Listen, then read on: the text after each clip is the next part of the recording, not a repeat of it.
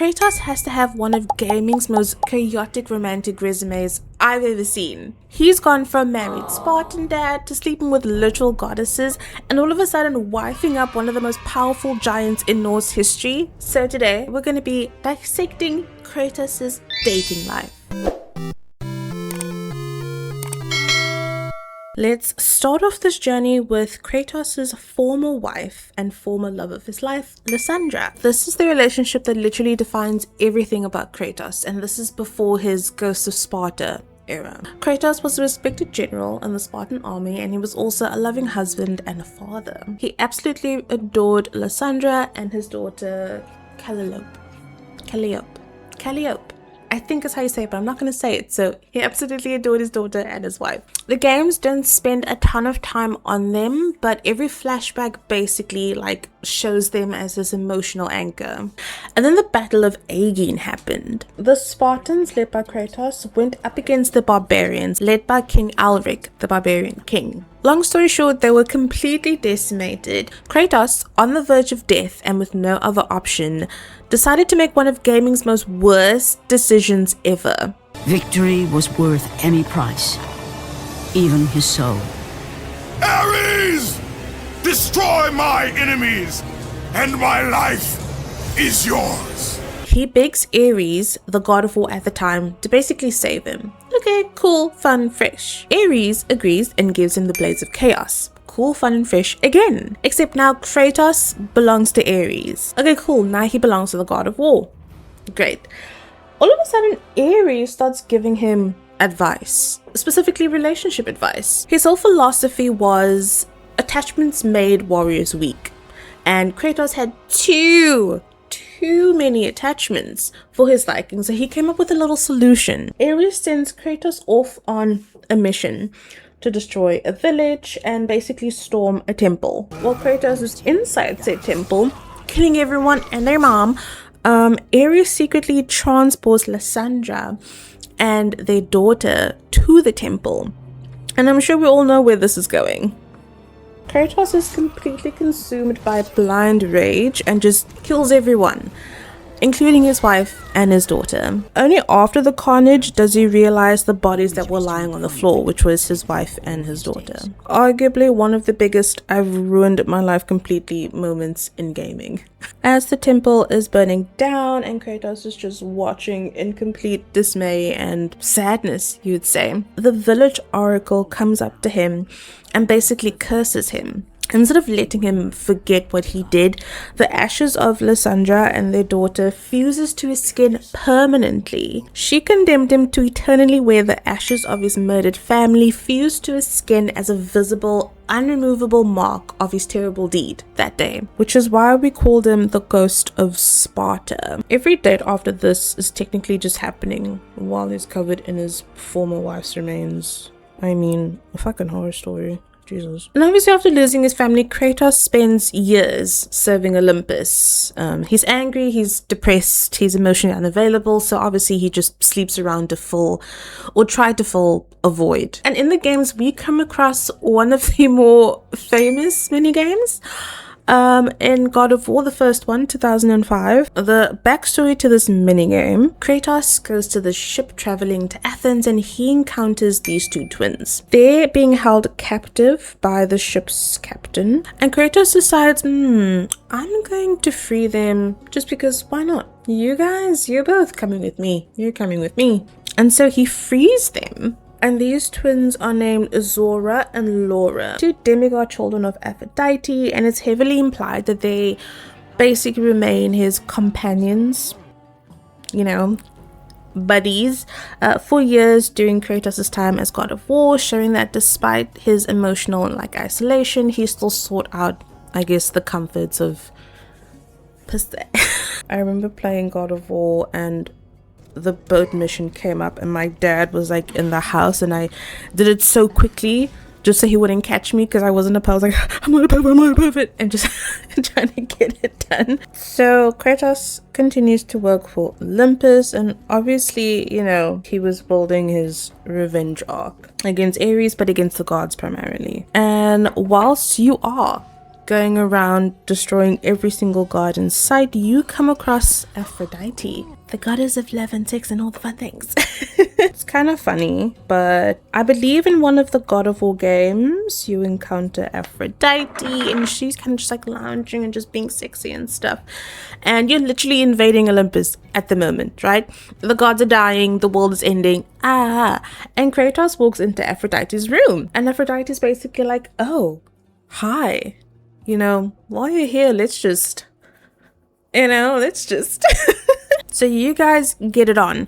The awkward thing is that her husband is standing in the corner just watching. Call a cuck a cuck. Did I put more concealer on my forehead? Laufey. It's one of the more infamous scenes in God of War because it's so absurd. And again, it's placed in the middle of an apocalypse. Like, what are we doing? But it's so funny. And obviously after he's destroyed Olympus and killed every single Greek god out there, he just disappears. He wants nothing to do with the world. For decades, he's just alone and he hates everyone and everything. Until one day he meets Laufey. Kratos meets Faye out in the open in the world. And they basically fight. They don't flirt, they just start throwing hands.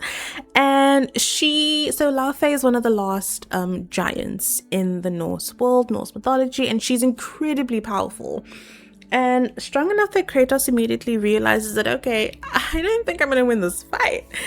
And the fight ends, and not because one of them wins or dies, but because they both recognize something familiar in each of them. They're both exhausted, they're both broken, they've lost everything, and instead of trying to kill each other, they just start talking. And this is where things sort of get spicy. So Kratos eventually tells her everything. Olympus, the murders, Ares, Zeus, just everything, his family, the shame, everything that happened. And she still chooses him. Talk about love. She still decides, you know what, I'm gonna go through with you, you're my partner now, let's go. And very well considering his resume. Anyway, they get married and have a beautiful baby boy, until one day Faye dies. Womp womp. Interestingly enough, at this point in time, Faye wasn't just some random woman that decided to marry. She has been planning everything from the start. She knew the giant prophecy, she painted the murals predicting the future, she knew Atreus' destiny, she wanted to name him Loki. She was prepping the entire journey before she died. Before she passed away, Kratos' wife and Atreus' mother, Laufey, requested that her ashes be spread from the highest peak in all of the 9 realms. And he thinks he's taking his wife's ashes on a meaningful, powerful journey, and he is. But she orchestrated one of the biggest events in mythology from beyond the grave. Queen shit, I know, stay with me. Faye secretly picked specific trees for her funeral pyre. When Kratos cuts them down in the opening scene, it accidentally breaks a magic spell that was keeping their home hidden from, the Norse gods. And with that protection gone, the Norse god Balder immediately shows up to their doorstep. And Kratos and Atreus are then forced to leave the safety of their home and just begin this long journey. She made sure that the journey forced a distant, grieving Kratos to basically learn how to be a father and connect to his son. And by sending them to the highest peak, which turns out to be Jotunheim, the freaking realm of the giants, she sets off a chain of events that basically reveal Atreus' identity as Loki and kicks off the events in God of War Ragnarok. Queen shit, I know, guys, I know, my queen, I know. Essentially, she was a boss babe through and through, and I'm super excited to see how her story sort of unfolds in the new God of War game, or her game, I'm so sorry, in her new game. And yeah, she sort of dies and they go on this journey to spread her ashes, and it's quite a beautiful story. If you haven't played the new God of War, the previous God of War before this one, 2018, I think you should really play it. It's quite a beautiful, wonderful game, visually and just story-wise as well, so please play it. And now, this is one of the more debated sort of theories in gaming, which has to do with Freya. So if you play the God of War games, at the end of the newest God of War, spoilers! At the end of the newest God of War, he becomes very close friends with Freya, one of his companions, and fans debate whether Freya and Kratos have something going on, because we do see him opening up to her about like what happened to his wife, his first wife, and it seems very wholesome and sweet and cool, but fans want to look this more. So there's an undeniable chemistry between Freya and Kratos in the Norse saga. It's built on mutual respect, grief, and just like forgiveness rather than romance, in my opinion.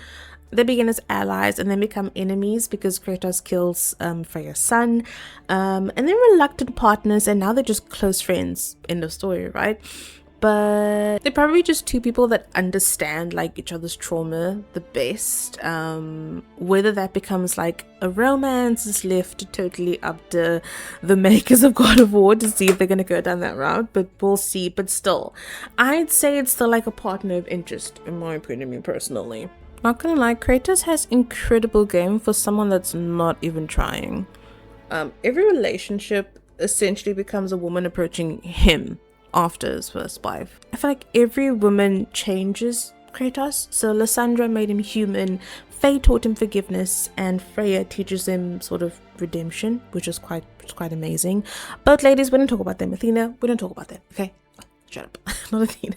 Aphrodite, we don't talk about them. Okay, thank you. One wife accidentally creates the Ghost of Sparta, the other one kickstarts freaking Ragnarok, and a potential one kind of sort of like gives us Daddy God of War. I shouldn't say that. Thank you so much for watching. Have a lovely time.